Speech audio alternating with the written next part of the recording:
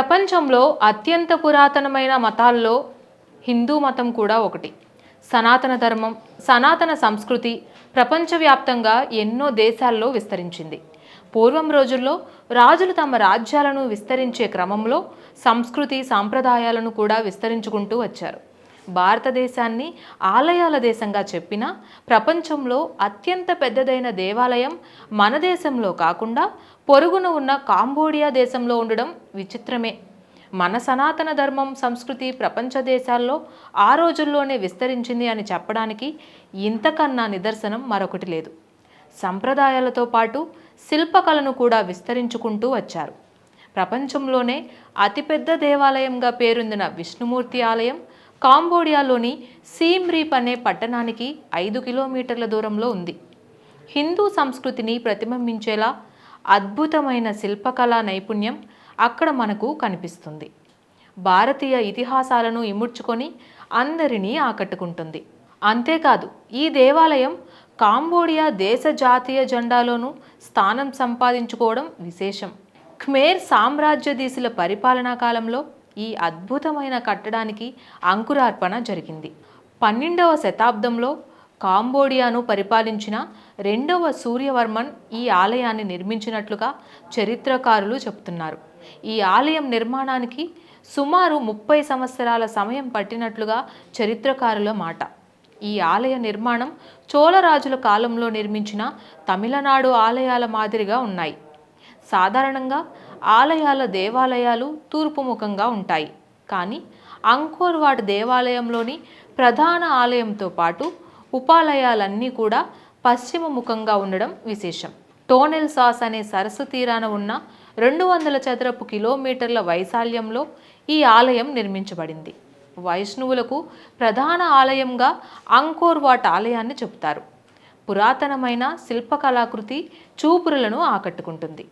పరిశోధకుల మేధస్సుకు పదును పెట్టేలా శిల్పకళ ఉండడం విశేషం.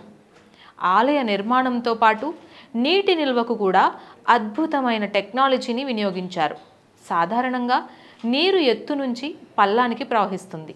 కానీ ఇక్కడ నీరు పల్లం నుంచి ఎత్తుకు ప్రవహించడం విశేషం. ఈ ఆలయంలో 5 మైళ్ళ పొడవు, 1.5 మైళ్ళ వెడల్పుతో విశాలమైన రిజర్వాయర్లను నిర్మించారు. వీటిని ఆ కాలంలో బారే అని పిలిచేవారు. నాటి ఇంజనీర్ల ప్రతిభకు ఈ బారేలు నిదర్శనం.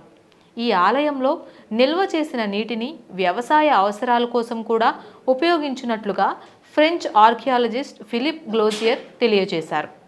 ఈయన అంకోర్ వాట్ దేవాలయం ప్రాంతంలో నిర్మించిన నీటి రిజర్వాయర్లపై పరిశోధన కూడా చేశారు. అటు నాసా కూడా ఈ ఆలయంపై పరిశోధన జరిపి అక్కడ వాడిన టెక్నాలజీని చూసి ఆశ్చర్యపోయారు. ఈ ఆలయంలో ప్రధాన ముఖద్వారం నుంచి ఆలయం లోపలికి అడుగుపెట్టగానే మనసు ప్రశాంతంగా మారిపోతుంది. దైవం చుట్టూనే మనసు పరిభ్రమిస్తుంది. ఆలయంలోని పలు గోపురాలు, శిల్పాలు శిథిలావస్థకు చేరుకున్న పచ్చని వాతావరణం, ఆహ్లాదకరమైన ప్రకృతి మనల్ని మరో లోకానికి తీసుకువెళ్తాయి. ముఖద్వారం నుంచి లోనికి అడుగు పెట్టగానే మనకు 3 పెద్ద గోపురాలు కనువిందు చేస్తాయి. మధ్య గోపురం నుంచి లోపలికి ప్రవేశించగానే చిన్న చిన్న గోపురాలు అనేకం మనల్ని మంత్రముగ్ధుల్ని చేస్తూ స్వాగతం పలుకుతాయి. ఈ ఆలయాన్ని సందర్శించాలంటే సూర్యోదయం లేదా సూర్యాస్తమ సమయాలే బెస్ట్ అని విశ్లేషకులు చెబుతున్నారు. ఉషోదయ వేళ ఆలయ దర్శనం అద్భుతంగా ఉంటుంది. గోపురం వెనుక నుండి ఉదయభానుడు మెల్లిగా నులివెచ్చని లేలేత కిరణాలను ప్రసరింపజేస్తున్నాడు. ఆ కిరణాలను తాకిన గుడి గోపురం మారే రంగుల గురించి ఎంత చెప్పినా తక్కువే. మారే ఆ రంగులను ఎంతసేపైనా సరే చూస్తూనే ఉండాలనిపిస్తుంది. లేలేత కిరణాల్లో కాస్త వేడి పెరిగే వరకు అక్కడే నిలబడిపోతాం. ఇక్కడ ప్రతి శిల్పంలో మనకు ఒక్కో చరిత్ర, పురాణం కనిపిస్తుంది. రామరావణ యుద్ధం, కురుక్షేత్ర యుద్ధానికి సంబంధించిన సంఘటనలను శిల్పాల రూపంలో మనకు దర్శనమిస్తాయి. భావితరాలకు నాటు చరిత్రను కళ్ళకు కట్టినట్లు చూపుతాయి. ఆలయ గోపురాలు, శిల్పాల గురించి ఎంత చెప్పుకుంటున్నామో, దక్షిణ మండపంలో ఈ ఆలయాన్ని నిర్మించిన రెండవ సూర్యవర్మన్ రాజ్యానికి సంబంధించిన సైనిక పటాల దృశ్యాల గురించి కూడా అంతే చెప్పుకోవాలి. పురాణాల్లో కనిపించే వీరులు, మునులు, కిన్నెర, కింపురుషాది అప్సరసలు, నాట్య విన్యాసాలు, యమధర్మరాజు కొలువైన మయసభ వంటి ఎన్నో గొప్ప కళాఖండాలు మనకు దక్షిణ మండపంలో దర్శనమిస్తాయి. ఒకప్పుడు భారతీయ సంస్కృతి సాంప్రదాయాలను కాంబోడియా దేశం ఆదరించింది. పూర్వకాలంలో కాంబోడియాను కాంబోజ దేశంగా పిలిచేవారు. అయితే యూరోపియన్ దేశాల అజమాయిషీలోకి ఈ దేశం వెళ్ళిన తరువాత కాంబోజ దేశాన్ని యూరోపియన్లు కాంబోడియాగా మార్చేశారు.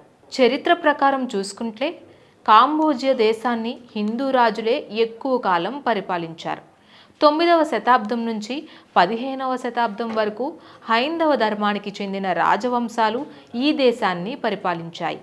చరిత్రకారుల అభిప్రాయం ప్రకారం చోళ రాజవంశానికి చెందిన ఓ రాజు టోనెల్ సాప్ నది పరివాహక ప్రాంతాన్ని ఏలుతున్న నాగా అనే రాజకుమార్తెను వివాహం చేసుకున్నాడని, ఈ నేపథ్యంలోనే చోళ రాజ్యం కాంబోడియాలో ఏర్పాటైనట్లుగా చెబుతారు.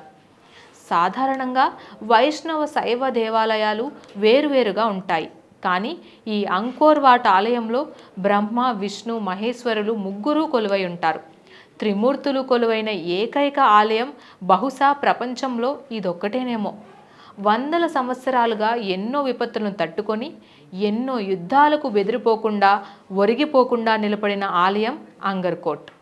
Please subscribe to the channel and download the Politicos app from the links in the description.